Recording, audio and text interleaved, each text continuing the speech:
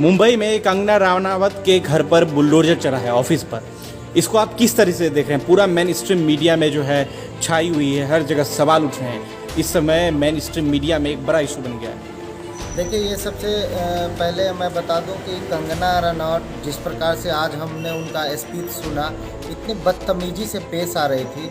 महाराष्ट्र का मुख्यमंत्री जो एक संवैधानिक पद पे है, लाखों करोड़ों लोगों ने उनको वोट देकर चुना है और उनसे बदतमीजी से बात कर रही थी। तो आज तक हम तो कुछ नहीं बोल रहे थे कंगना रनौत जी के बारे में, लेकिन आज उनका वो चीज़ सुन के काफ़ी दुख लगा कि वो महिला होगी और इस प्रकार के शब्दों का प्रयोग कर रही है और वो ये चाह रही है कि हमें इज्जत मिले। देखिए, आपको बता दें, जो घर तोड़ा गया है बीएमसी द्वारा, तो उसमें ये कहा गया है कि बीएमसी को ऐसा लगा कि वो अवैध कब्जा है, तो जिसके कारण उस पर नोटिस लगा दिया गया था। नोटिस लगाने के बाद उसे तोड़ के हटा दिया गया।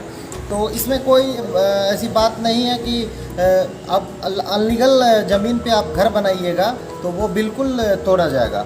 कोई भी हो, कोई भी इस देश के कानून के से ऊपर नहीं है। कानून के दायरे में ही सब लोग आते हैं। इसलिए बीएमसी ने जो काम किया है वो अपने तौर तरीक़ों से काम किया होगा और बीएमसी उसका बखूबी जवाब देगी। दूसरी तरफ सुप्रीम कोर्ट 48,000 झुग्गियों को हटाने की लगातार बात कर रही है। कंगना रनौत का एक घर टूटता है तो पूरा मेन स्ट्रीम मीडिया उस पर हाय तौबा मचा रही है। और दूसरी तरफ दिल्ली के अंदर 48,000 झुग्गियों को हटाने का, जिसमें लाखों लोगों को बेघर करने का जो ये बीजेपी और आरएसएस का जो एजेंडा है, ये सुप्रीम कोर्ट काम नहीं कर रही है। ये आरएसएस मुख्यालय नागपुर से हो रहा है और वहीं से आदेश हो रहा है, जिसके इशारे पे ये सारा चीज़ किया जा रहा है और गरीबों को परेशान किया जा रहा है। अब देखिए, लॉकडाउन के समय किस प्रकार से मजदूरों को समस्या हो रही है, किस प्रकार से झुग्गी झोपड़ी में लोग रह रहे होंगे। उनको खाने का जो मूल सुविधा है वो चीज़ नहीं मिल पा रहा होगा, क्योंकि सारा रोज़गार बंद है। सारा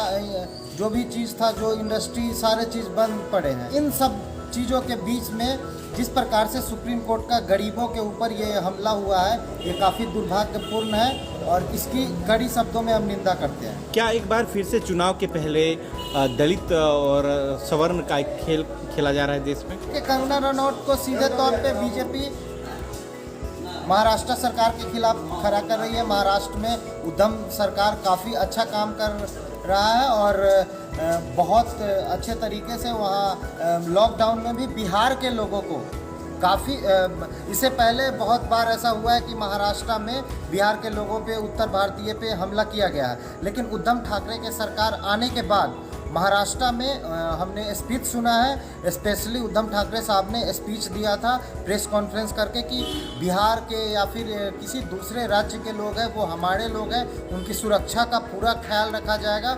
और उन्होंने बिहार के लोगों से भी आह्वान किया था कि जिनके भी जो भी लोग यहाँ रह रहे हैं उनके बारे में चिंता नहीं करें, हम लोग उनके लिए यहाँ पे व्यवस्था कर रहे हैं। चलिए, वो करनी सेना जो दीपिका पादुकोण को नाक काटने की बात करता है, वो कंगना रनौत के लिए वहाँ पे खड़ा रहता है। और ऐसा नहीं है, सरकार ने कंगना रनौत को जिस प्रकार से वायु श्रेणी का सुरक्षा दिया था, उनके लिए पूरा सुरक्षा का पुख्ता इंतजाम था वहाँ पे। ये सीधा बीजेपी और आरएसएस महाराष्ट्र गवर्नमेंट के खिलाफ ये बीजेपी आरएसएस का बहुत बड़ा प्लान है। आप देखिए कि सुशांत सिंह राजपूत मर गए, जिन लोगों पे भी आरोप लगा, एफआईआर भी दर्ज हुआ, मुंबई में हुआ एफआईआर दर्ज, फिर पटना में हुआ, जो मामला था वो खत्म हो गया था। लेकिन इसमें किस प्रकार से राजनीति को घुसाया जा रहा है और कंगना रनौत जैसी बेहियात हीरोइन, जिनका फोटो अश्लीलता से भरा होता है और वो ये कहती है कि एक झांसी की रानी मूवी बनाती है, तो उस फिल्म का जिक्र करती है कि हमने झांसी की रानी का रोल किया है। लेकिन वही कंगना रनौत जिस प्रकार से दारू पीती है, नशा का सेवन करते हुए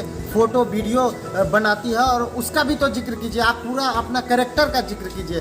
जब आप झांसी की रानी मूवी बनाई और झांसी की रानी अपने आप को बता रही है, तो वो बेहियात फोटो, वो बेहियात जो पिक्चर है जिसमें आप नशा का सेवन कर रही है, वीडियो वायरल हो रहा है, उसका भी जिक्र कीजिए कि वो भी आप ही का चरित्र है। उसका क्यों नहीं आप जिक्र करते हैं? देखिए, ये कंगना रनौत जैसी जातिवादी महिला जो इस मनुवादी व्यवस्था में जिस प्रकार से महिलाओं को स्थान दिया गया है, वो तो बात करती है, अकड़ दिखाती है राजपूत वाली और जातिवादी।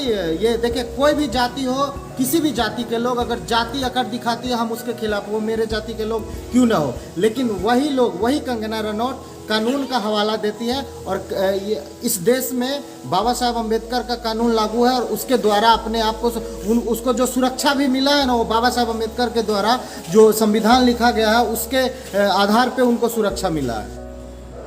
वाई+ सुरक्षा दी गई है केंद्र सरकार के द्वारा, इसको किस तरह से देखना है? देखिए, इस देश में अभी आप देखे होंगे कि एक पत्रकार को किस तरह से जो रिया चक्रवर्ती का इंटरव्यू लिया। देखिए, हमारे देश में हमारा संविधान सभी को बोलने का, सभी का अपना पक्ष रखने का अधिकार देता है। इसी के लिए जो ये आज तक के पत्रकार हैं उन्होंने रिया चक्रवर्ती को इंटरव्यू लिया था और रिया चक्रवर्ती भी अपनी बात को रखी थी। तो आप देखिएगा, इस देश में पत्रकार की हत्या हो जाती है, उनको गोली मार दिया जाता है, लेकिन एक ये कंगना रनौत जो RSS BJP के पक्ष में खड़ा रहती है, इसलिए उनको सुरक्षा दिया जाता है।